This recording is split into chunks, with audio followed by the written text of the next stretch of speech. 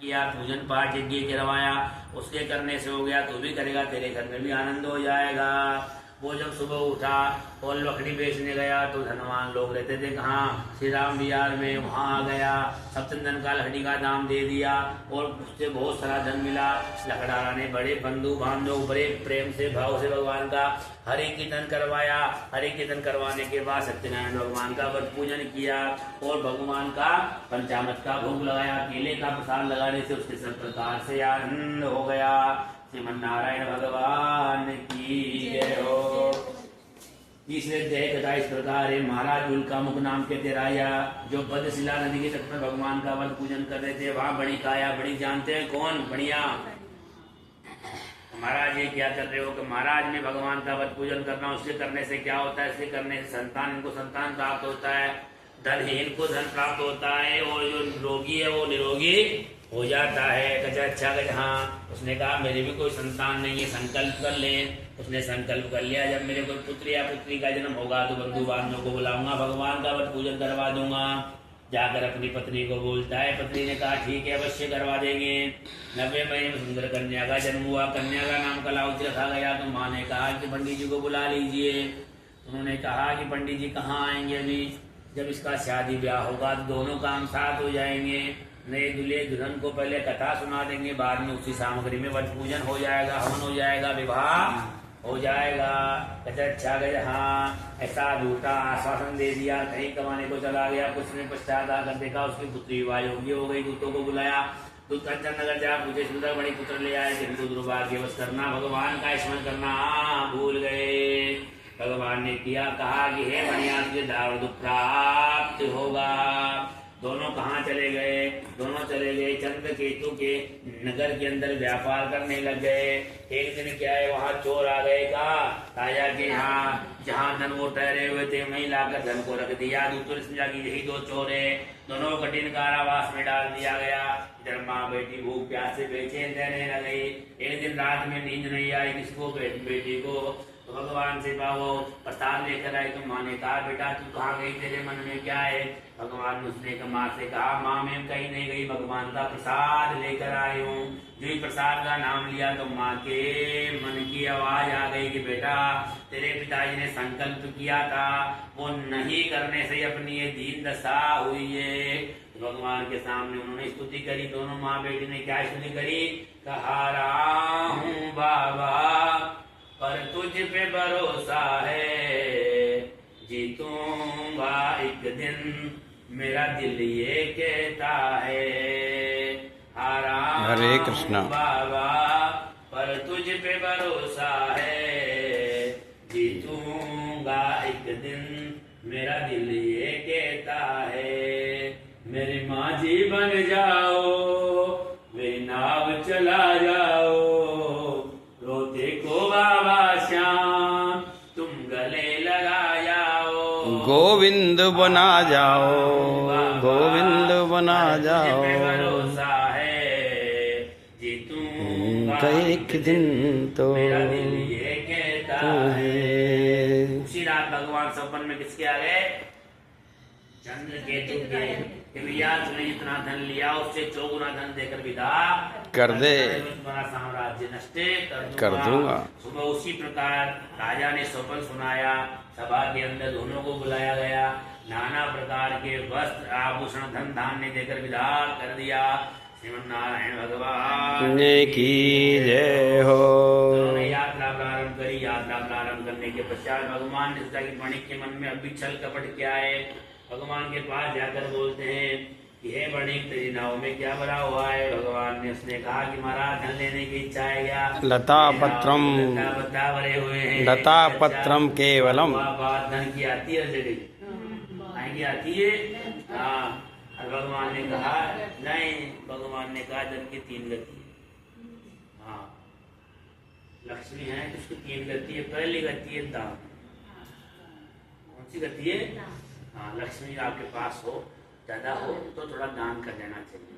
और किसी को क्या है दान करने में हाथ दूजते हैं, हाँ? तो क्या हो गया पानी की मटकी कोई 50 रुपए का दान करता है उसमें भी घबरा जाता है। हाँ कोई 100 रुपए के बैठ के चाय पी जाएगा और वो घबराता है। क्यों, हाथ दूसरे मन दान के लिए एकाग्र नहीं होता। अगर आदमी दान करने लग जाएगा ना तो जो स्वाभाविक की जो चीज अपने आप ठीक होने लग जाएगी। दूसरा है दान भोग। क्या है? दूसरा है भोग। अच्छी गाड़ी ले आओ, अच्छा मकान बना लो, पेट्रोल भराओ और क्लिक लगाओ, चल दो बढ़िया सारी व्यवस्था गाड़ी में अपनी में। अच्छी प्रकार से बढ़िया भगवान को भोग लो। जो जीवन है ना उसको भोग लो, किस्त भरते रहो। ये तुम्हारा नाश निश्चित है, तुम्हारा नाश निश्चित है। नाश करवा देता है, ये क्या करवा देता है? नाश करवा देता है। अब नाश होना चाहता है तो वो वाली बात। इसलिए बाल ज्यादा लफड़े नहीं करनी चाहिए जीवन में।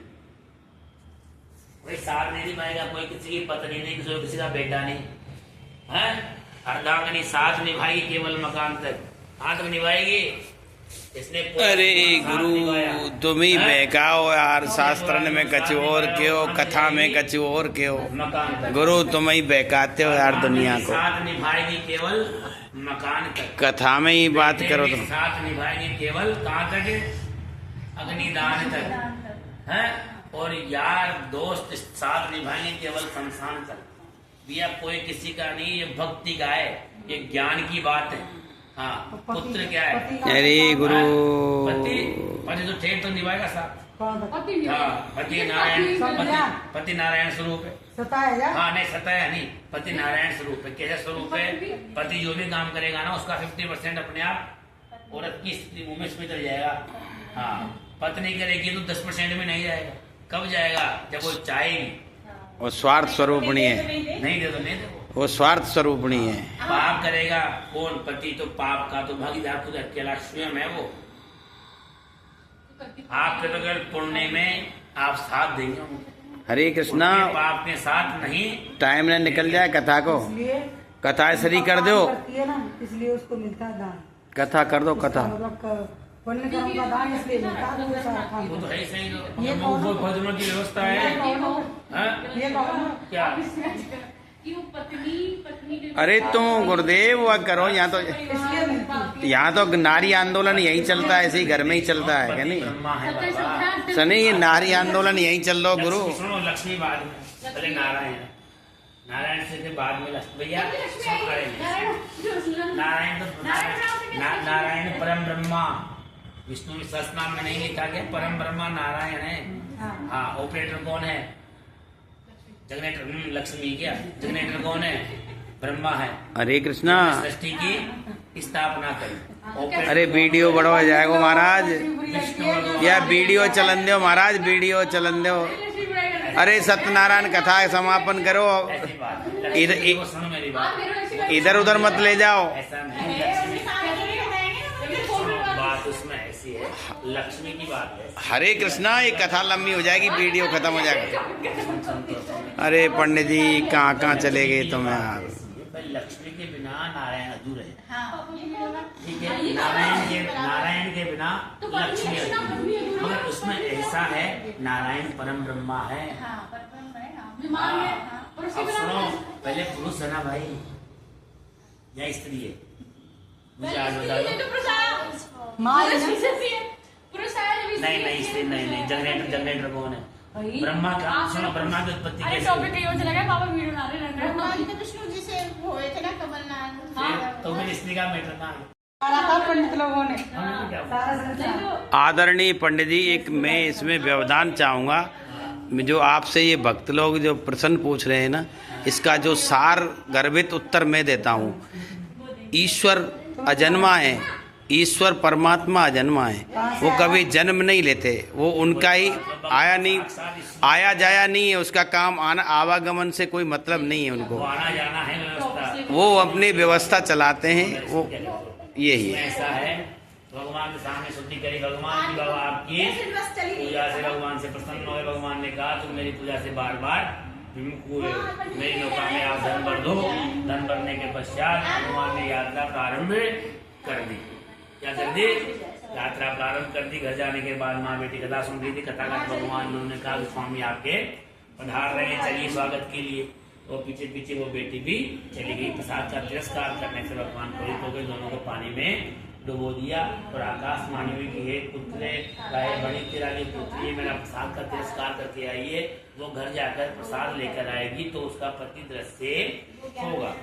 घर जाके वो प्रसाद लेकर आए तो दृष्टिगोचर हो जाएगा। दृश्य हुआ और वो हर मास भगवान का वंश पूजन करने लगे और अंत में वैकुंठ को प्राप्त हो गए। श्री नारायण भगवान की जय। ऐसी कथा भगवान पांच के ध्यय कथा तूरे नाम के थे राजा नित्य वन में जाया करते थे। वन में जाकर एक दिन क्या हुआ, ग्वाले वहाँ भगवान का सत्यनारायण भगवान का वंश पूजन कर रहे थे।